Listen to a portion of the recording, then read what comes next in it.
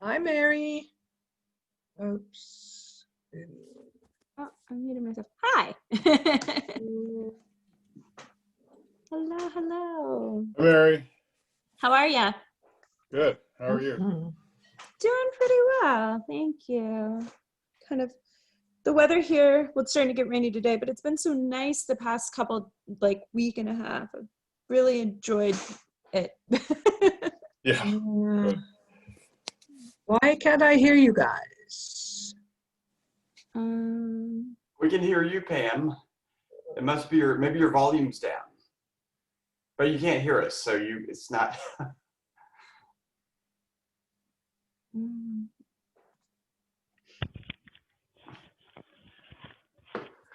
Mary, I'm recording on my end, so yeah, we should be set. I don't know if it records on yours as well, but I'll put it up on YouTube after. I got an easy workflow for that now. Great. So, hi everybody. How are y'all doing? Good. Hi How there. are you? Morning.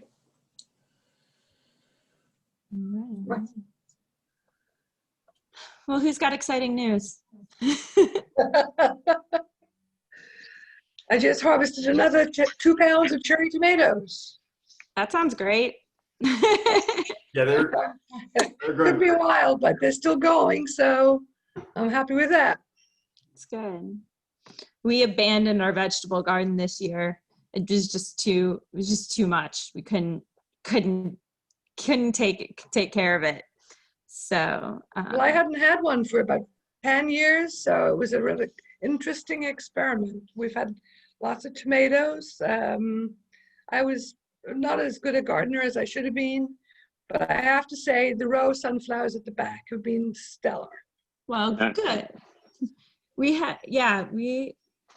Between the chickens and the child, and we're also building a guest house, and all of these other things, it turned out to not be the thing we could do. We got things planted and then just basically ignored it, and the squash bugs ate all the squash, and then the deer ate all the tomatoes. So we fed vegetables to the animals, just not to ourselves.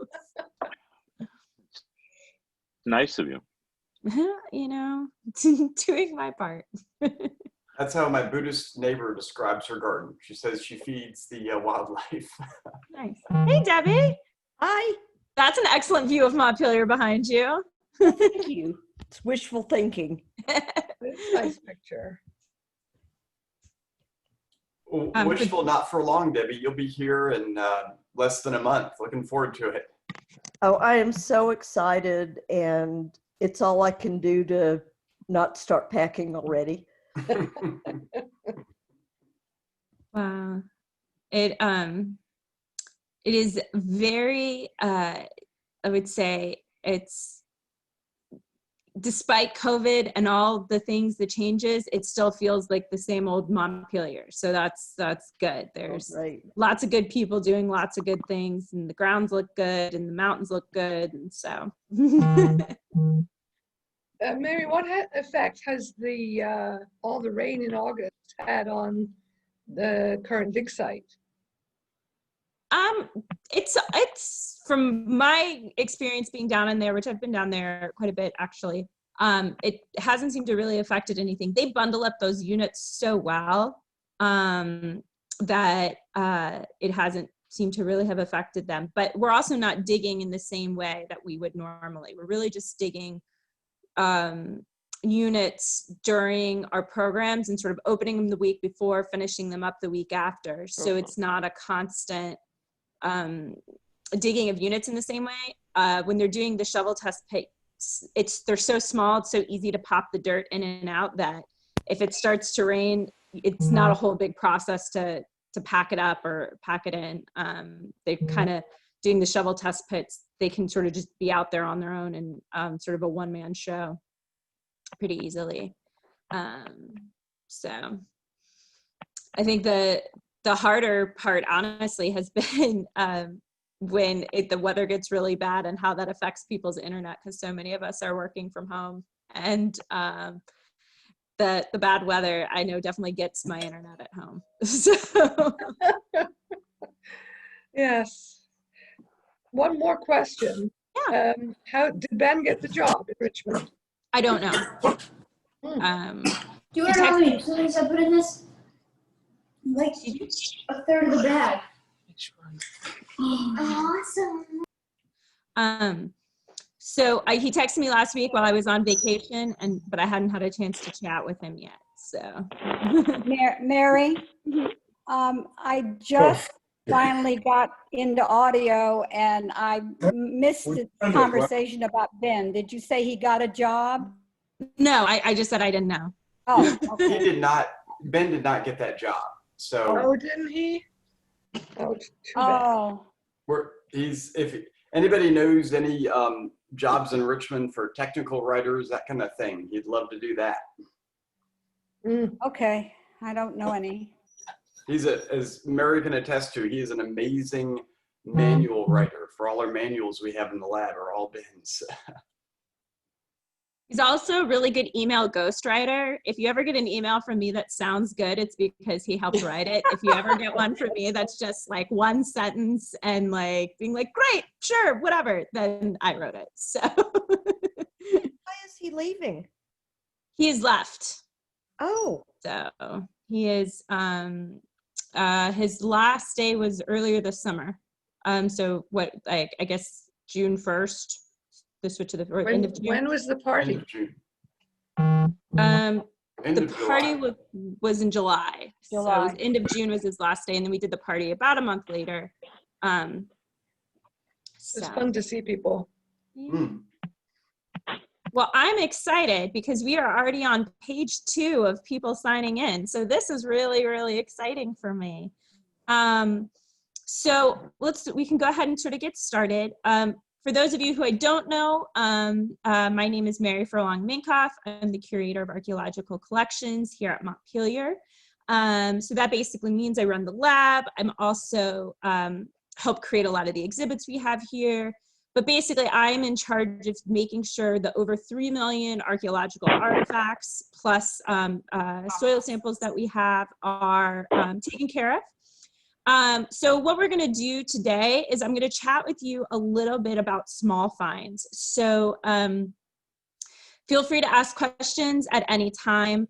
I want this to be as fun and dynamic as possible, but kind of for those of you who were on the last what do you think this is conversation, I'll have a little bit of a PowerPoint, but I also have some artifacts kind of next to me that I can show you and sort of cut in. I'm going to try to remember when I have my PowerPoint up that you can't see me talking with my hands, so I'll switch back and forth.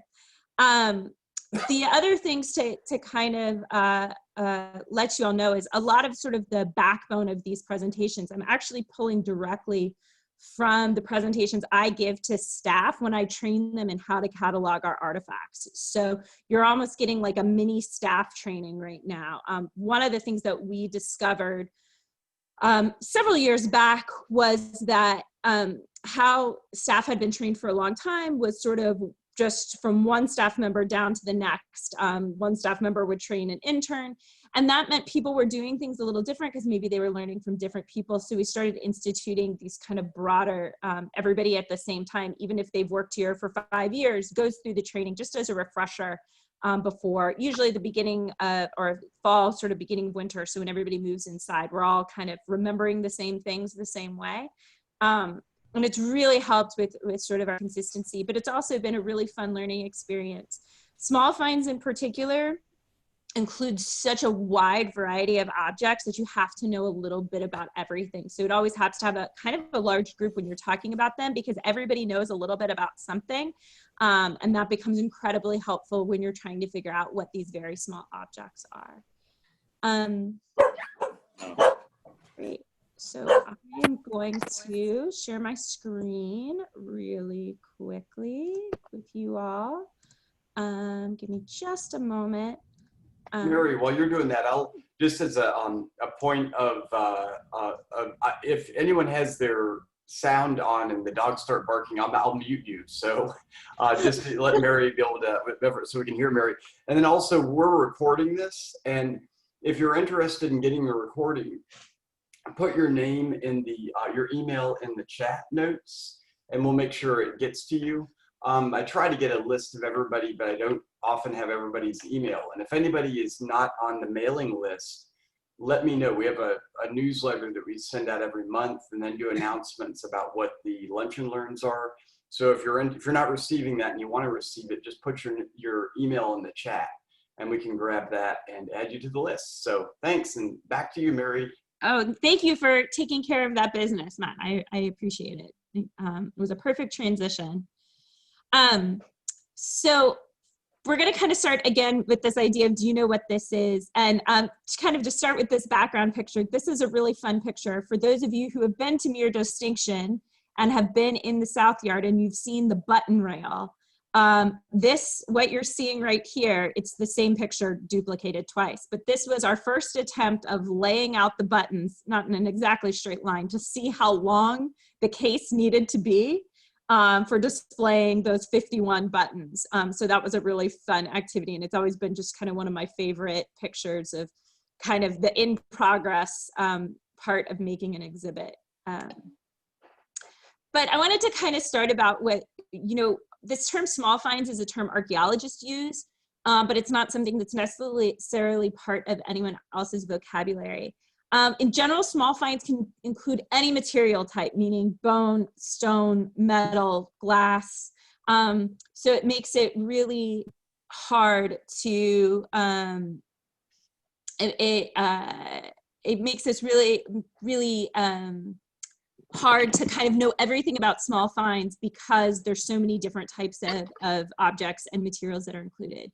If you've been around me at all, you'll hear me refer to things as sexy artifacts. That is a term that I actually adopted from one of my mentors in my master's program, Norma Harris, who is an amazing archaeologist and taught me so much, but she would refer to things as being sexy all the time. But I think it's a really good way to think about what makes something a small find.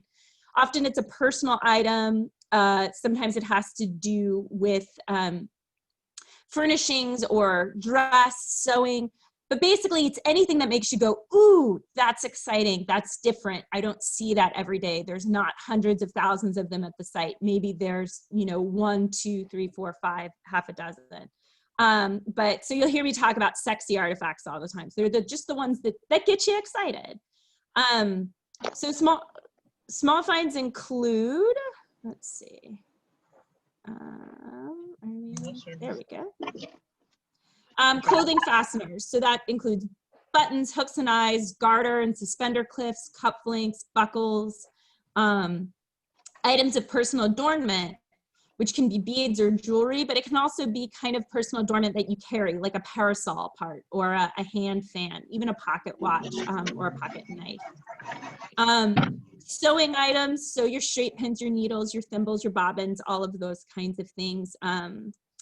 Things associated with firearms are usually classified as small finds. So that includes ammunition like bullets or shot, but also gun flints and gun parts. Tobacco related things. So that's pipe bowls and stems, which are our most common things, but also other things to help you smoke.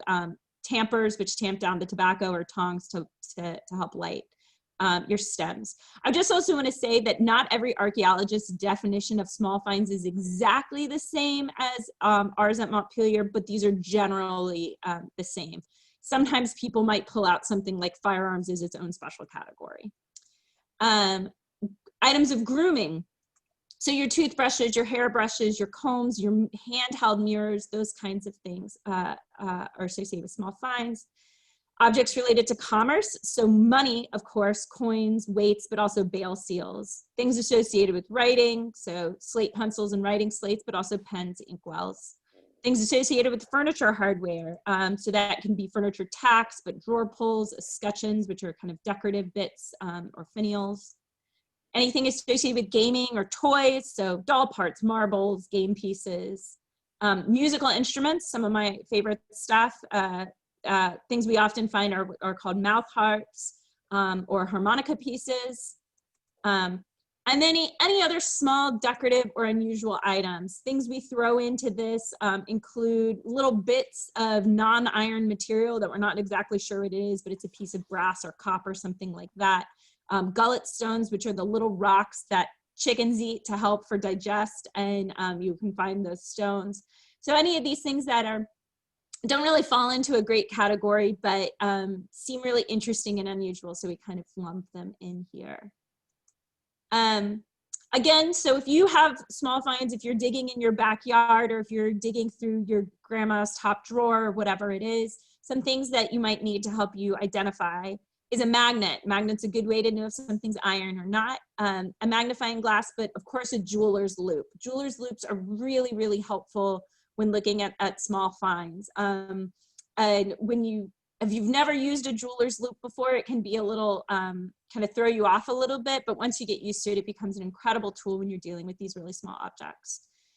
Tweezers can be really helpful. Of course, references, websites, social media, books, or a study collection. Your eyes, ears, your fingernail, your teeth, your tongue. Again, all of those things that help you identify what the material is can be incredibly helpful to use sort of all your senses. Some of my favorite resources, because small finds is such a huge category, there's a lot of resources. Some of these are ones I mentioned during my ceramics talk, but some of these are a little bit different.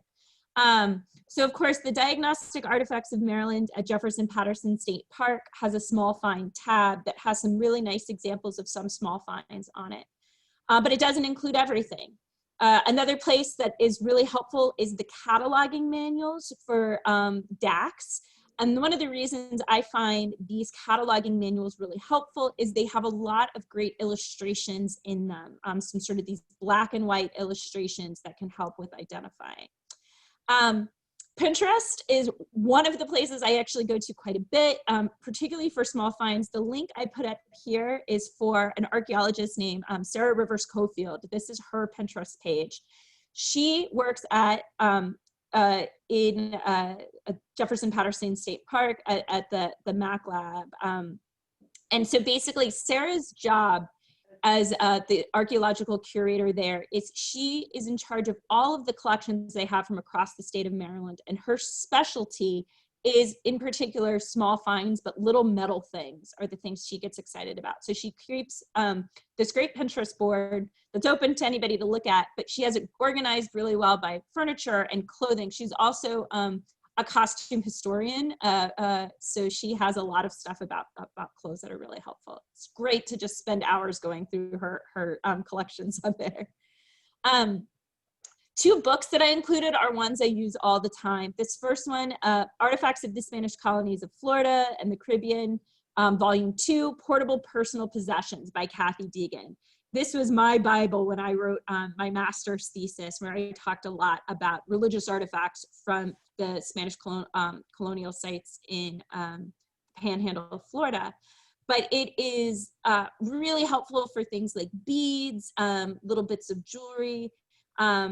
It is a wonderful, wonderful tool. Her first volume talks more about ceramics and sort of other types of artifacts, but the Portable Personal Possessions volume is one of the most useful archaeological books. When I used to teach Spanish colonial archaeology, this was the book that I would tell my students to buy, because even if they were staying in archaeology, it would be helpful for them, even if they never worked on a Spanish site. The other book that every archaeologist buys and owns is The Guide to Artifacts in Colonial America by Ivor Noah Hume. This, of course, is one of sort of the Bibles of identifying artifacts.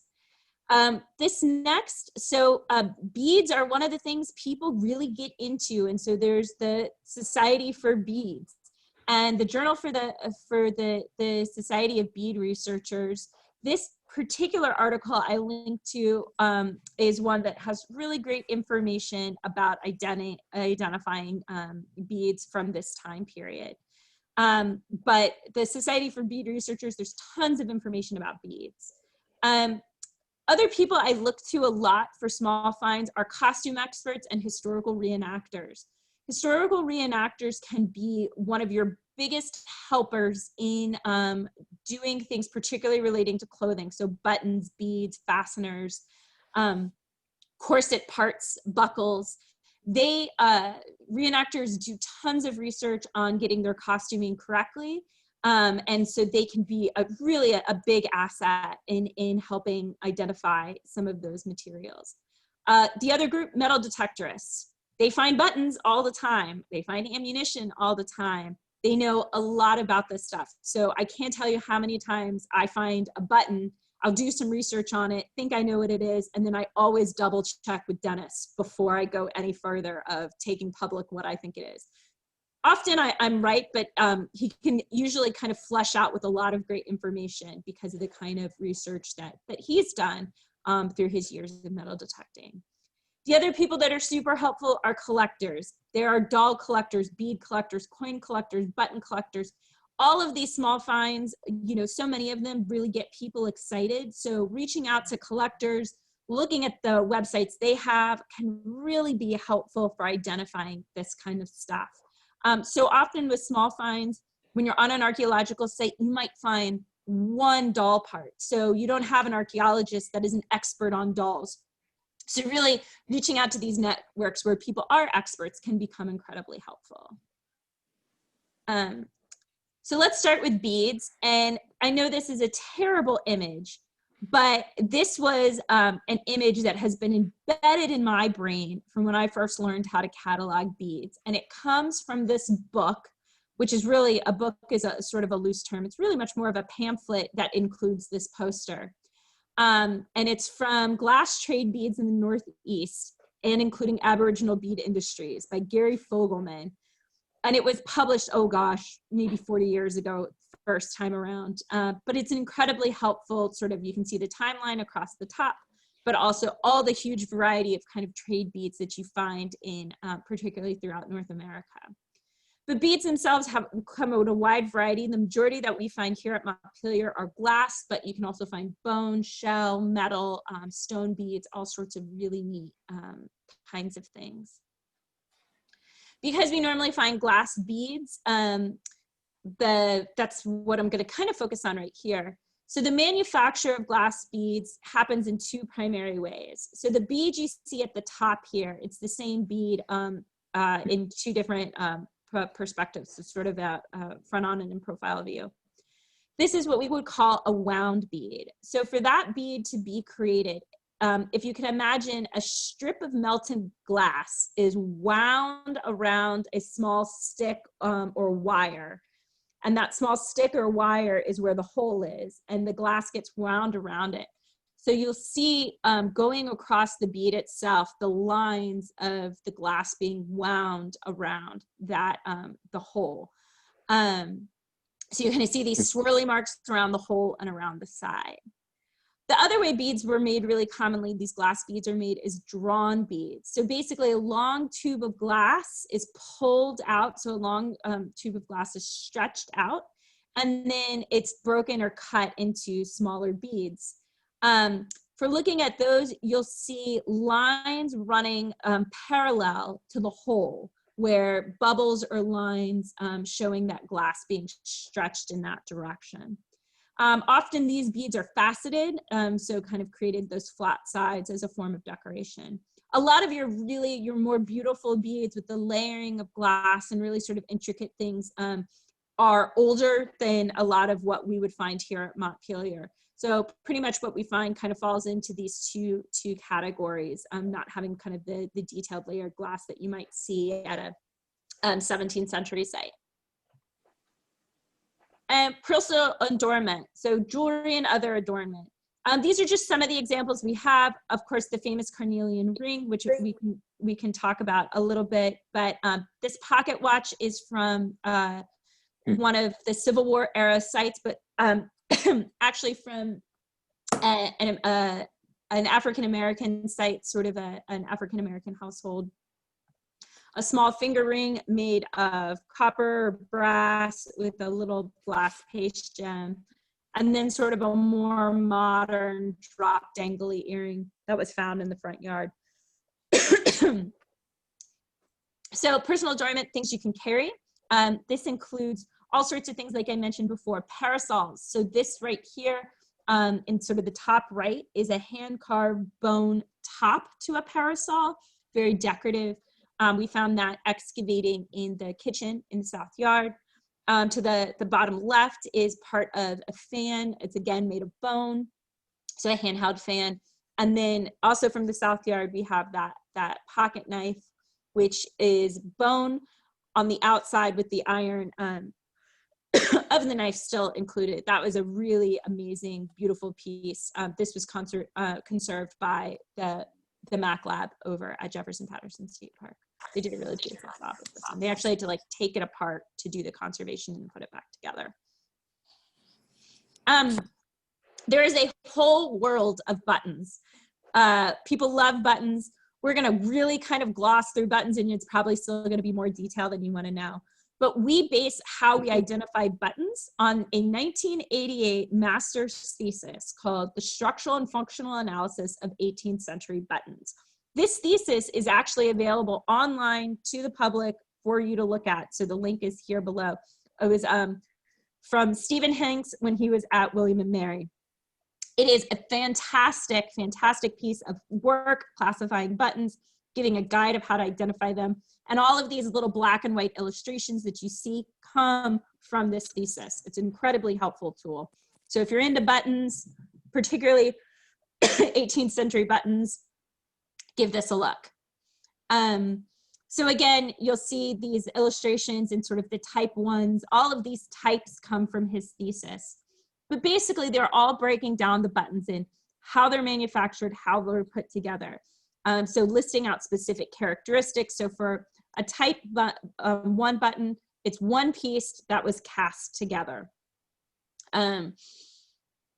These also will give you tips on the materials that you often find these buttons in. So this is often, as you see this one on the bottom left that looks a little cruddy, that's a pewter button, which is really exciting because pewter is not a material that we find as much as we should in the archaeological records. So we have a lovely collection of pewter buttons that actually Jackie and the Questers group helped us get conserved.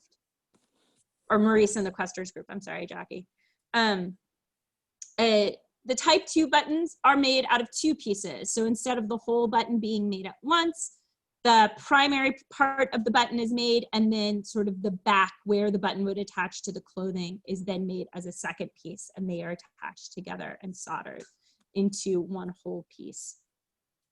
The type 3 buttons, the face and the back are cast separately, creating sort of a hollow chamber between the front and the back of the button, and then brought together. So you can often see this one on the bottom left here. You can see the really nice example of the seam going around where that back piece fit into the front piece.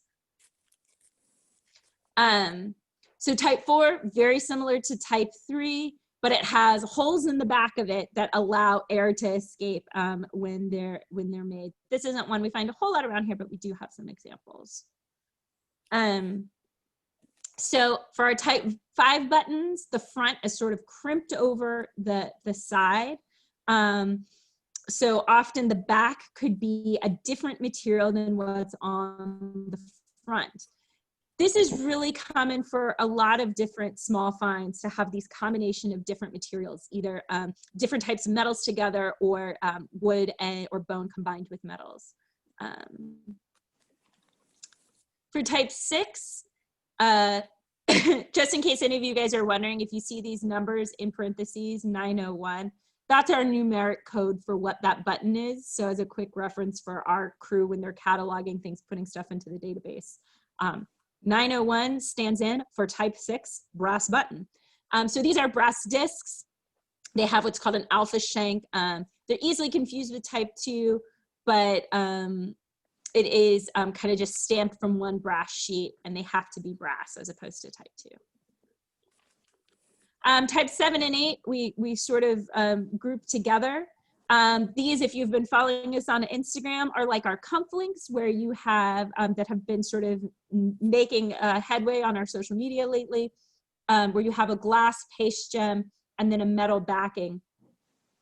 These two that you see in the pictures here, in the paste gem, sort of a clear paste gem, you actually have an image behind it. The bottom right, the square one, has a profile of a guy's face. He looks somewhere between Abraham Lincoln and Terry. Basically, it's a guy with a beard. The one on the left, it's a little harder to see, but it has a scene with a house, a tree, and a little walkway. The cufflinks that we did just sort of recover out of the overseer's house don't have any of these kinds of imaging. It's just a very clear paste gem in this setting. And then there's the other types of buttons.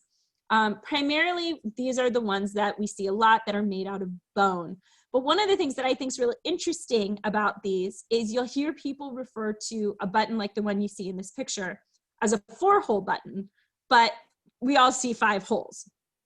And that's because the center hole was actually for the manufacturing, not for the function of the button of attaching it to the clothes by its original design.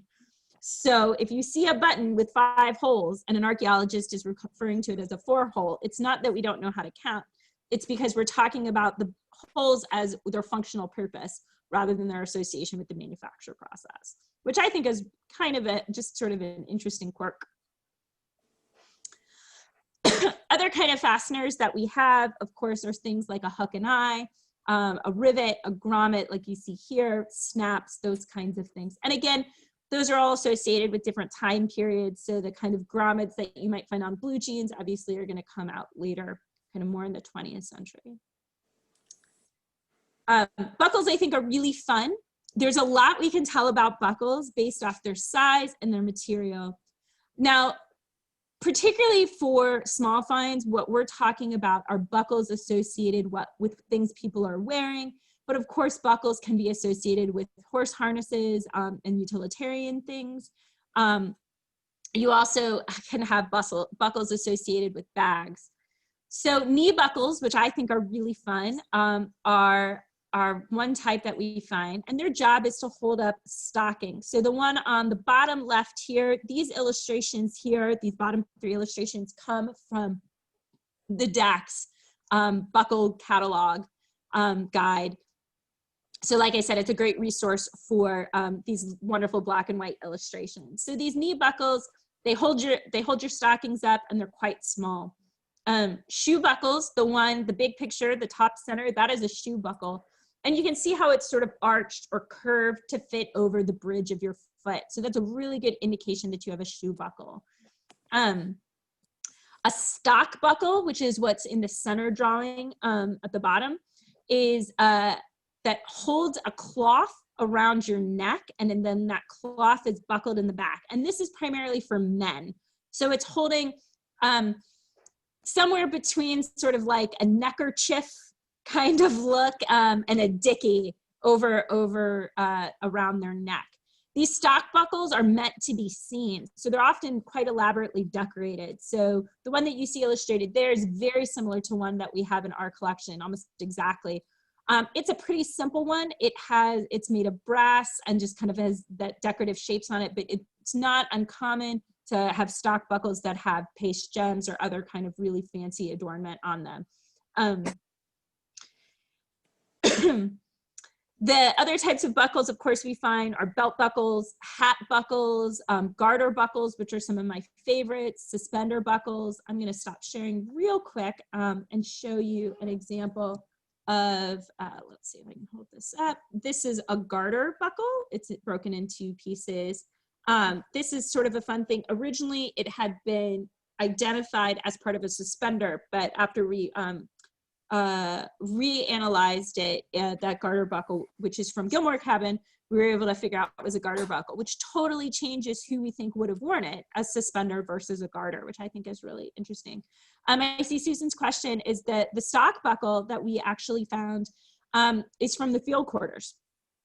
So that's kind of an interesting thing. So that leads to all sorts of wonderful questions. And one of the questions that I'm often curious about when we find things like that in places that are maybe a little unexpected, particularly relating to clothing, is this a suggestion that maybe some of the people that were living in the field quarters were actually working in the main house? And if they were working in the main house or working as drivers or some of these other positions that would have been sort of more kind of front-facing, were they liveried or uniformed? So were there certain outfits that maybe were provided for them during the course of those duties, so they looked a certain way, which is pretty common to have the people that worked in the main house to have sort of a uniform that was kind of fancier than what somebody would wear working in a kitchen or working in the fields. So I'm going to go back to sharing real quick. So we're kind of just toggling back and forth. We also have spur buckles. So that's where a spur is attached, and they often have this really distinguished trapezoidal shape to them. So that's a good thing. And then, of course, harness or utilitarian buckles are bigger, sturdier, and they're almost always undecorated. And they're often made of iron, although you can have brass ones as well. Material and size can often be a clue of how a buckle is used and who it was used by. Let's see. Okay, let's go. Why is it's not letting me click forward? There we go. All right, sewing items. So, you know, I have learned so much working here. And one of the things that I have learned is, gosh, I don't know anything about sewing. I never took home ec. I sewed a dress once in 7th grade with my mother and then never picked up a needle again. But one of the things I did learn from one of our past employees, Christina Poston, who was very active, not only in sewing, but also in reenacting and sort of costuming and reenacting, was the difference in needle types. And so this drawing that you see on the right is actually a drawing that she did for us. So when we recovered needles archaeologically, we could have a better idea of how they were used. So were they tapestry needles or sewing needles for clothing, and what the tips look like and what the heads look like and the eyes look like to help us better identify needles, which was really exciting for me to kind of have her expertise. Straight pins, I think, are also really interesting. We think of straight pins as, you know, just the thing we put into fabric as we're getting something hemmed or something along those lines, but they are used in so many different ways during the 1700s and 1800s. They're used as clothing fasteners. So instead of always fastening a button or having a more traditional fastener, straight pins were often used just as the regular fastening for clothing. That's a really common way that they are used.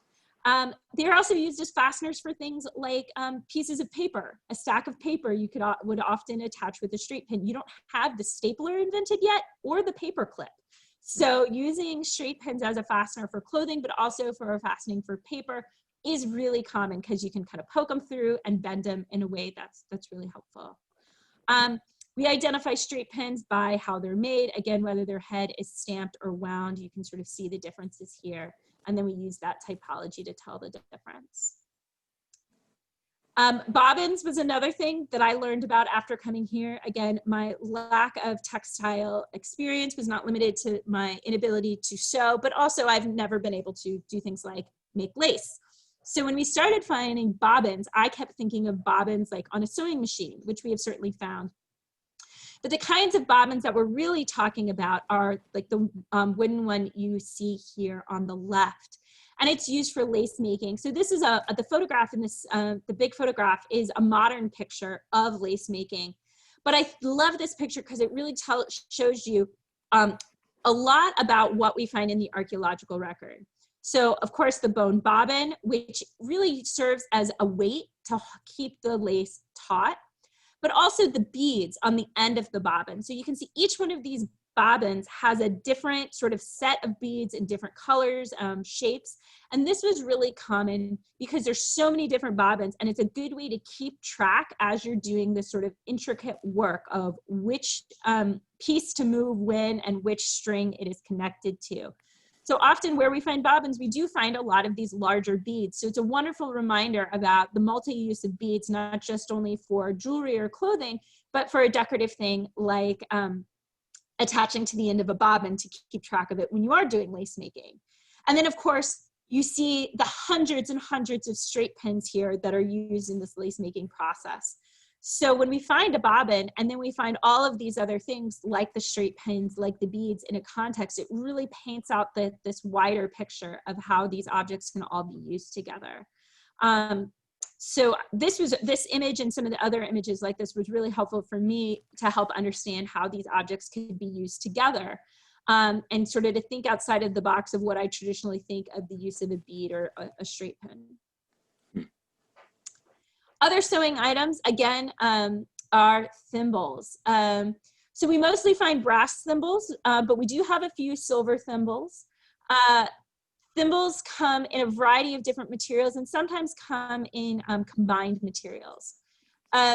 So the size of the nullings, which are the little dents on the thimble, can indicate what that needle was being used for. So the person doing the needlework, were they quilting or were they doing sort of finer needlework? Because basically the needle that is being used matches up to the little nulling or dent in the thimble. So if you have really big nullings, you're using a bigger needle. So something like quilting where you need a bigger needle. If you have really fine nullings, you're doing some really fine, delicate needlework. So that's a really neat way, again, to understand, oh, we find thimbles, they must be using them for sewing, but to think kind of beyond that and all the different types of needlework that can be done. Some just kind of interesting things. The one on the top left with the white background, that is a child's thimble. It is quite small. It fits on basically the size of my pinky. And just to kind of give you an indication of the size of my fingers and ring size, I wear like a 4.7, so I have pretty little fingers. And so that is, it's quite small. The one on the top right is a silver thimble. And the one on the two on the bottom right is a silver thimble that we found archaeologically. And the bottom left is a gold thimble that is part of our curatorial collection that was purchased as part of a sewing kit that is believed to belong to Dolly Madison. So the silver thimble that you see here, it's a little squished from being the archaeological record, but it's marked with the size 5. The gold thimble is marked with a size 8.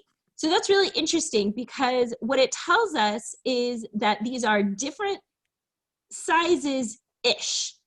Depending on where the thimble is manufactured depends on how the number sizing works.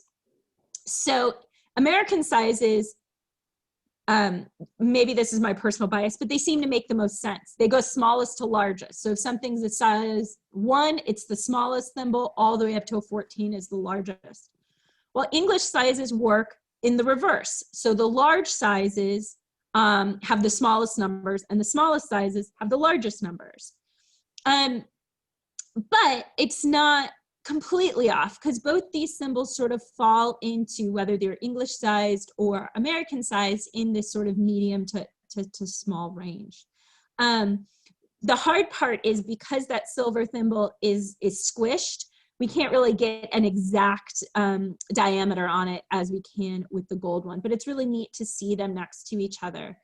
That silver thimble was recovered when we were working on the Pine Alley, so in the area between the temple and the main house. We also sometimes, and again, I am going to stop my share real quick here because I wanted to show you, this is that silver thimble. So the squashed side, I know this is a little blurry, but then the other side is almost perfect looking. But I wanted to show you this thimble because I wanted to show you the top of it. And we have found other thimbles like this. One that I can think of is, this one's from the North Yard, but I can also think of one from the stable quarter where the material at the bottom is different than the material at the top. So often thimbles that were made of silver or other materials that are softer were reinforced with an iron top. So maybe the bottom would be silver and then the tip would be iron. And that's because when you're using a thimble, you're pushing with the top of it. So you're pushing the needle through. So having something that's stronger on the top makes a lot of sense if you're pushing a needle that is harder to get through the fabric. So if you're maybe working through a heavier fabric or a thicker fabric. So the one I'm thinking of from the stable quarter, the top is completely missing and all we have is the bottom silver component. But again, it's because that top would have been iron and the iron rusted away. So I think that's, again, a really neat indication of how the thimbles were used and maybe, again, who was using them. Both Nellie and Dolly were renowned for their different types of needlework, but we also find so much things related to all different types of needlework, lace making, sewing, fine needlework, as well as sort of larger needlework throughout the south yard, the stable quarters, and the field quarters as well. And then of course we know that Polly Gilmore was a seamstress, and some of the Gilmore daughters were also seamstresses as well. So we have a really great variety of needlework that is happening across the property, and the kinds of different tools that indicate that variety.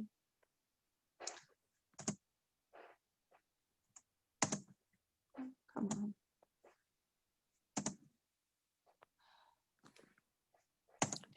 Sorry, it is being incredibly slow to change slides. So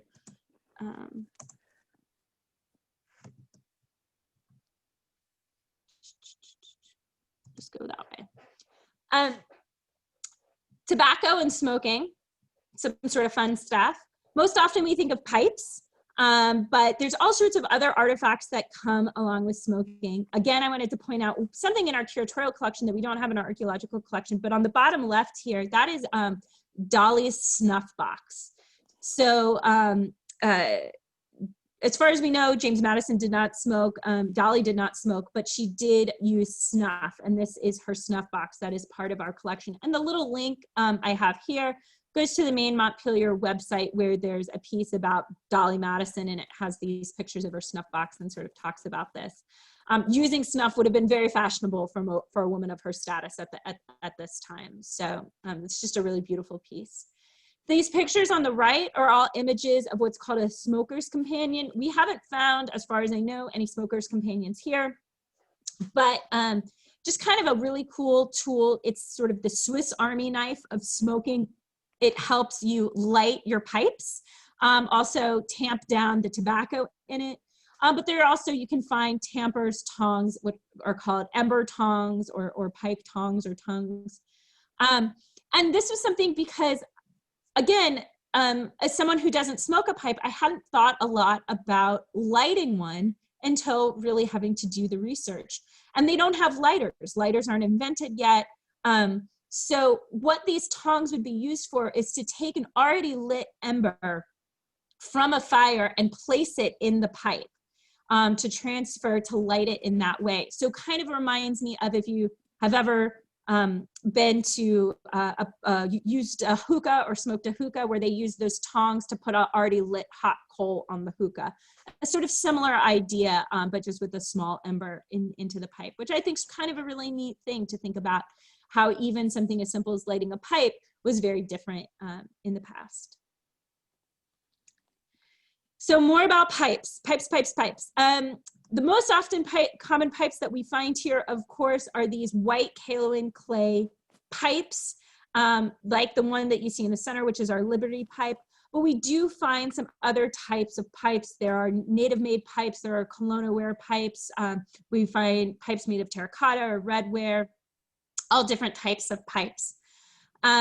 Those are rarer than certainly the pieces of the kaolin clay pipes. So just a real kind of quick thing, you can see on the right here, this drawing, and this comes from the Hume book. This is a great way to date pipes by the angle and shape of the pipe bowl. So you can see the wonderful date ranges based on the shape and the angle of the bowl.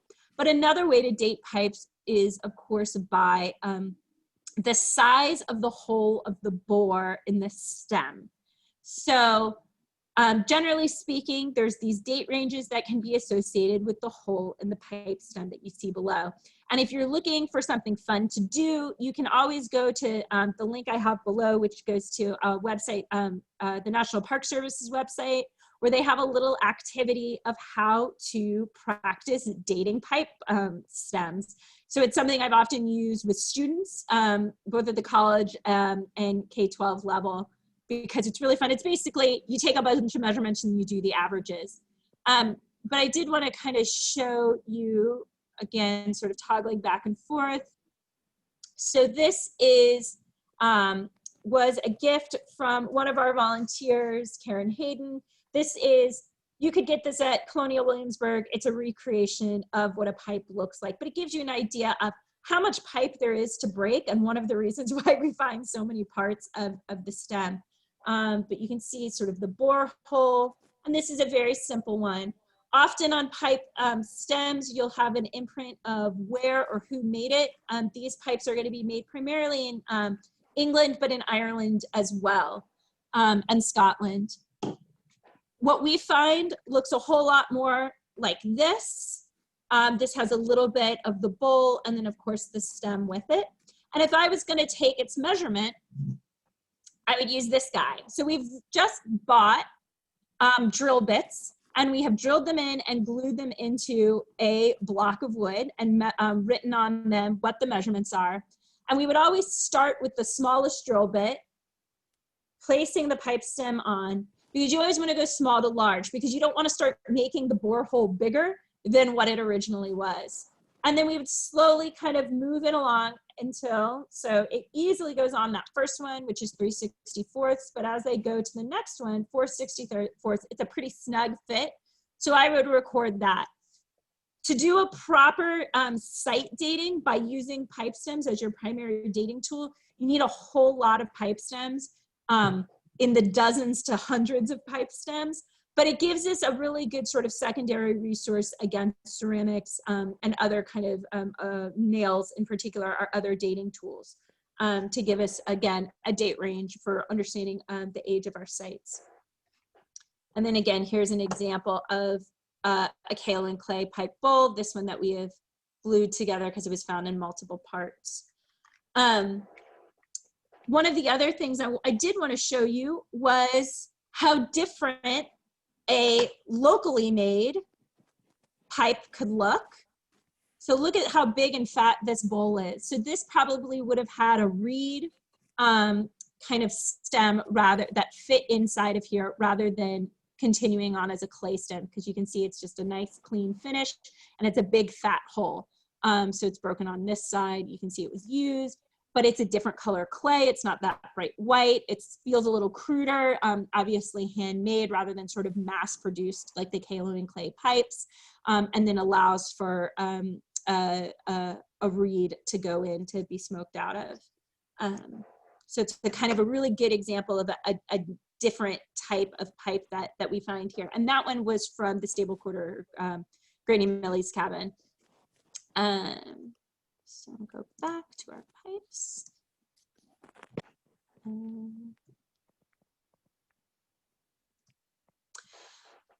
Some of the things that I think are really fun are all the objects of personal grooming. So what people use to keep themselves clean. Hairbrushes, toothbrushes, combs, handheld mirrors, this kind of stuff. The majority of brushes are going to be carved out of cow femurs, and they're going to use boar bristles for our toothbrushes in particular. The shape of a toothbrush, you can see sort of a concave versus convex versus flat toothbrush, helps us date the toothbrushes. So the concave are after 1884, the convex are before 1884, and the flat ones are coming around in the 1840s, but are more popular after 1870. Before 1874, the bristle holes are all hand done in there, so they're a little uneven. Their spacing might be a little off. Their size might be a little off before they're sort of, again, mass produced these toothbrushes with a more refined and regular sort of spacing. So this is a really good way, again, to use yet another type of artifact to help with dating, to get us a better understanding of the site as well. Commerce, so coins. We get asked about coins all the time. Generally speaking, we don't find a ton, but we do, the majority of coins that we do find, we do recover from the areas where the enslaved people lived. This is because they're dealing in a lot of cash, while the Madisons are primarily dealing in credit. They're dealing bigger purchases. They're not dealing in sort of this kind of small change. Another thing that I think often surprises people is the variety of coins that we find, particularly ones from other countries. The most common coinage that you find anywhere is Spanish. Everybody used Spanish coins because the value of the coin was in the material itself, not in the price that it stood for. So if it was a silver coin, it's made of silver. It's not like our nickels today that aren't made of nickels.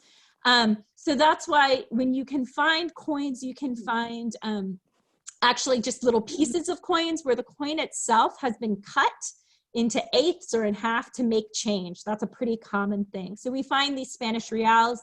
Spanish coins can be found all over the world, particularly here at Montpelier. So the one that you see here top left is a Spanish coin. We also find American-made coins, particularly pennies. And then pierced coins like this one in the bottom right are often worn as amulets or protection, kind of as jewelry. This is a common thing that you find, particularly at sites where you have enslaved people or people of West African heritage. Other kinds of commerce-related things are weights, but then of course Bale seals. And Bale seals are usually made of lead, and they're attached to a good, and it shows this thing, they paid the taxes, it met the quality standards, this is a good to go. So most of the ones we have found actually come from the Civil War camps, which are kind of cool. Writing slates and slate pencils. So you can see the slate pencil at the top right, and then the writing slate below it has sort of still the scratching from using it. The thing to me that's most fascinating about writing slates and slate pencils is this is not something you would ever write on to create any kind of permanent record. So this is what you use to learn how to write. So you think of slate pencils and slates as something students use. And we have found slate pencils throughout the areas where the enslaved community lived. We found quite a few slate pencils digging at the overseer site and writing slates again throughout the areas where the enslaved community lived. So this is just such an amazing indication that the enslaved community is teaching each other to read and write. And we do know, obviously from the documentary record, we have Paul Jennings' published memoir. There are members of the enslaved community that can read and write, but here's a really great indication of passing that knowledge on. The bottom left is part of a pen that was recovered from the South Kitchen. We also have found some ink wells and jars. One I can think of in particular came from the Civil War camps. Furniture, tacks, and sort of accoutrement are really another thing that we throw into small finds. There's tacks are the most common thing. Again, sort of a misconception would be, oh, the tacks indicate that furniture is upholstered. But we find tacks most commonly, again, where the enslaved community lived. And we don't believe that their furniture was primarily upholstered. But we do think that these are mostly associated with trunks. So trunks would have had lots of tacks on them and maybe have had like a leather coating on them. And this makes sense. Trunks would have been a vital piece of furniture, particularly in places like the South Yard, where you have a lot of people sort of in a very small space, so privacy and security is limited, and you don't have the ability to have those underground storage pits that you have in the log structures of the stable quarters and the field quarters. So having a trunk is really essential for storage, for privacy. It's also a really helpful piece of furniture because you can move it in and out. You can use it as an extra place to sit. So one of the reasons you'll see trunks whenever you go into the South Yard structures is because we found so many pieces of trunk hardware and particularly tacks. Drawer pulls, this decorative escutcheon, so these decorative piece with the blue background, they were actually able to use this as a guide to match up with the furniture that was placed in one of the quarters in the South Yard, and you'll see almost exact matching escutcheons on one of the dressers in there. Hinges, and then of course locks, keys, and lock covers. So trunk locks, padlocks, furniture locks are really important. Musical instruments. So we call them mouth harps. You may hear them called jaw harps, or when I was originally trained, we called them Jews harps, but that is not a term that generally speaking is used much anymore in archaeology. This gentleman on the bottom right, I highly recommend you go to his YouTube page and watch him play a jaw harp. If you've never actually seen someone play a jaw harp, he explains how to do it, and it's fascinating, and he's got the craziest curtains I've ever seen behind him. It's really interesting. As you can see in the one that he has in his mouth, there's like a little piece of metal that boings up and down that makes the sound, and it makes this kind of like bong, bong, bong, bong, bong sound. Harmonica parts are also something we find. We find them in the Civil War camps, but also in and around the Madison era parts of the property. We know that there would have been other musical instruments, such as violins or drums, things like that, but those just aren't surviving in the archaeological record in the same way. Gaming pieces and toys. So the most popular toy that we find are marbles. Marbles are great because they're something that could be played by any child, boy, girl, enslaved, free, because you can make marbles yourself. You could also purchase them. We find them very frequently in the South Yard, often either handmade of clay or sort of a carved stone marble, soft limestone. You can also find glass marbles. Those are pretty much come a little later. It isn't until 1859 that the marble shaping machine was invented. So if you find a marble and it looks a little wonky or has fingerprints on it, it's probably pre-1859 and is one of these handmade marbles. Often when people first find them, they look very similar to musket balls, same size, same color, kind of that white color. But as soon as you pick it up, you'll know right away if you have a musket ball or a marble simply by its weight. Some of my favorite things are, of course, the doll parts and figurines. Dolls are made of all sorts of materials: fabric, wood, corn husks, little metal figurines, and then ceramic, which are primarily porcelain. And often these porcelain dolls are a combination of materials, having porcelain limbs and heads with a kind of a cloth body. Porcelain dolls most often depict human adults rather than babies, so that, and they're really valuable. They're first being produced in Germany and then being sort of exported around. So finding porcelain doll parts in the areas where the enslaved community lived can be incredibly telling about, what these young enslaved children are being trained to do, particularly girls. So sort of this idea of taking care of an adult rather than just a baby, because they will have a life of servitude for, maybe to take on the role as Dolly's handmaiden. Gaming pieces are mostly often associated with gambling or games that adults play rather than children. But I think our sexiest gaming pieces, of course, are the bone, carved bone or ivory chess pieces. So the little bit of the pawn heads, and they're quite small. So the picture you can see here in the center is the full size of the pawn piece, and then the fragments that we found next to it. I put in the link here, if any of you guys were following the Unlocking Project, in the drawing room, there's a video of me sitting at the chess set in the drawing room talking about how the archaeological record combined with the historical record was used to purchase the chess set that is in the drawing room to have it match up with what we found archaeologically. So, you can hear more of me talking there. So I almost cut all of this stuff about guns and firearms, not because I didn't want to talk about it, but because I knew there was so much to talk about. So this is going to be super quick, kind of going through.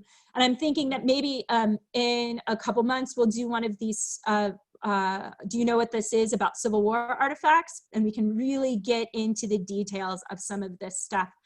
For those of you who don't know, my dissertation site was actually a Civil War fort, and I worked pretty intensely on the Civil War defenses of Washington in Washington, D.C. So I have a secret love for those types of artifacts. But as a real quick overview, flintlocks are the primary guns that we find associated, or gun parts associated with Montpelier.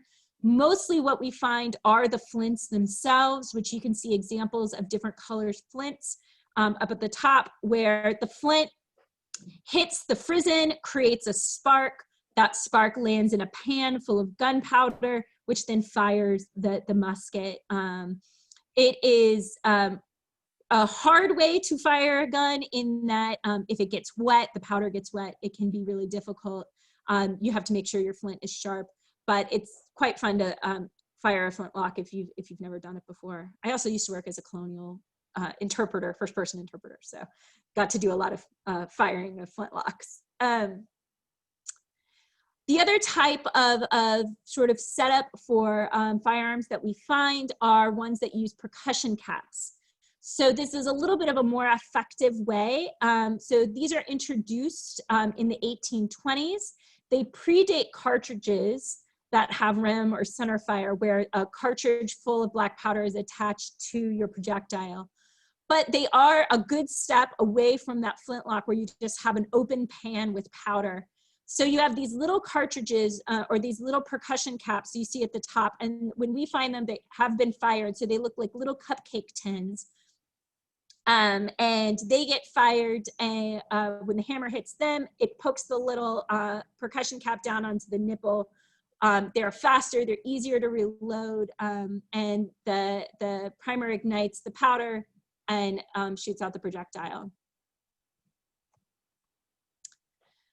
After that, you get into your cartridge based. So for a typical piece of ammunition for these later on, they have two parts. So the cartridge is the bottom part, and then the bullet is the top part. So the cartridge is often also called a brass, and that holds your primer and your gunpowder in it. And that's where you might see your caliber marks. And then the bullets at the top, so it's the head, that's typically made out of lead. That's the part that actually flies out, the projectile that flies out of your rifle or your gun. There's different types of ammunition. Musket balls are what you're gonna find coming out of a flintlock. They're round balls made of lead. And then your bullets, or some people might even just kind of blanket call them mini balls, things like this, are conical shaped. They're gonna come out of a rifle. You'll hear muskets referred to as smooth bore. That means there's no ridging inside the bore of the musket. While in a rifle, there's a spiral inside the bore of the rifle that allows for the bullet to come out in a spiral. So if you think, it's the difference between trying to throw a football down a football field and a soccer ball down a football field. So if you can spin the football and it's got that sort of football shape, which is similar to a bullet shape, it will go much farther and much straighter. While if you try to heave a soccer ball down the field just with your arm, it's going to kind of lob more. You're going to have less direction over it. So that's the real change between a musket and a rifle. And it's a huge change. So basically what it does is, like, during the American Revolution and everybody lined up and shot each other with muskets, you could survive that because the distance was bad and the aim was bad.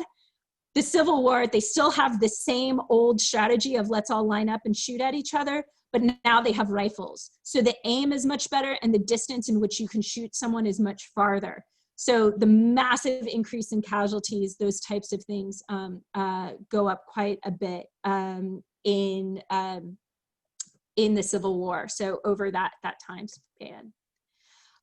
This is my last sort of slide. So I just wanted to show it to you all because I think it's a really cool example of sort of the life of a bullet. These Gardner bullets are bullets that were used by the Confederate Army during the Civil War. They were produced in Richmond. They're named after Gardner because that's the guy that ran the company that made these bullets. The one you see on the top left, this is what's a dropped bullet. Hasn't been fired. It looks in really great shape. The one below it has been rammed and rifled. So a ramrod has been shoved out the bore of the rifle. It's been tried to shoot. So you can see the top of the bullet kind of pushed down in it, and you can see rifling marks on the side of the bullet. Lead is so soft that you can tell if a bullet's been fired or not. The bottom left bullet is one that has been fired and then impacted. So it hit something hard, which affected the shape of the bullet. And that something hard could have been the side of a tree, a fence post. It could have been, you know, the bone in somebody's arm, most likely more like a fence post or a tree because it was found here. The one on the top right, that bullet was found in a hearth. So it was dropped into a fire and then kind of melted and got all sorts of crazy and wonky. The one below that has been chewed on by a pig or a carnivore. Rodents often chew on bullets as well. Again, the lead is soft and kind of, they'll chew on them. People, when they see this, often think, oh, that's human teeth because they would bite on bullets when they're getting amputated. Human teeth could not have made these kind of dents into a lead bullet. Although you can see bite marks in it, human bite marks look quite a bit different. And then the bottom one, this is a bullet that's been carved. Again, lead is incredibly soft. So soldiers, when they were bored, when they're in camp, which is what they were doing when they were at Montpelier, they find ways to entertain themselves. And often a way to entertain yourself is to carve your bullets into gaming pieces or into little figurines, things like that. So I think, you know, there's so many different ways that a bullet kind of lives its life, and there's so much that we can learn from them, particularly about camp life. I think is really fun. So hopefully sometime in the near future, we'll get more into some of that stuff. But I know we're already at 1:05. There was a ton of stuff I dumped on you, but I do want to, you know, open it up to questions if anybody has any questions or anything they want to see again.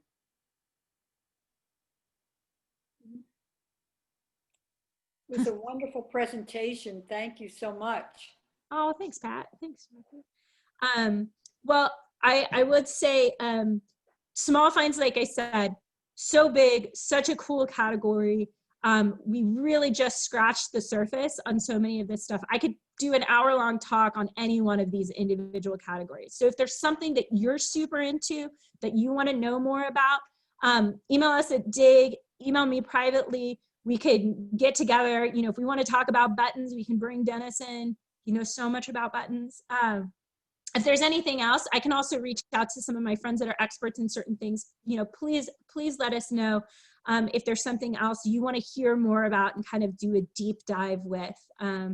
But these are just kind of some of my favorite things, kind of give you a broad overview of small, sexy artifacts that we find. Nice. Mary. Thank you. That was great. Thank you so much, Mary. Really interesting. Susan, did you have a Mary, question? this was so fascinating. There's always so much to learn. You're just a font of information, and I love all the little buttons too. But what is your email to get in touch with you? That's a great question. So you can always email me at M as in Mary, F as in Furlong, Minkoff, Minkoff at Montpelier.org. Debbie, I know I owe you an email about your porcelain. I keep checking my email when I'm at home, when I don't have my books by me, but that is on my to-do list this week to get back to you about your porcelain. Yeah, no, or we can talk about it when I get there. Yeah, absolutely. But yeah, shoot me an email anytime. And if you can't remember or find my email, you can always email dig at Montpelier, and Sarah will make sure that things get passed along to me. Thank you so much. Thank you all. Yes, thank you. Miss you guys. We miss you. Good to see you, Pat. Thanks, everybody. Thanks, Mary.